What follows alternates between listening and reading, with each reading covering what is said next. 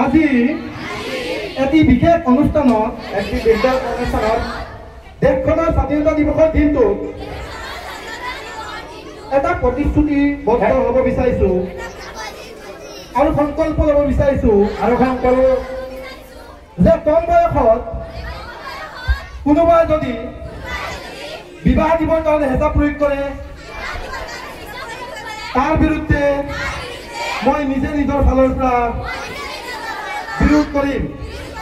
মই সমাজত হৈ থকা অন্যায়ৰ বিৰুদ্ধে সদায় এগৰাকী শিক্ষিত যুৱক যুৱতী হিচাপে মাত মাতি যাম। সমাজত বাল্য বিবাহ, ড্ৰাগছ, গুটখা আদিৰ লগত জড়িত থকা প্ৰতিগৰাকী ব্যক্তিক এই কামখিনিৰ পৰা বিৰত থাকিবলৈ লগতে ময়ো এইখিনি কামৰ পৰা বিৰত থাকিম বুলি সংকল্পবদ্ধ হলো।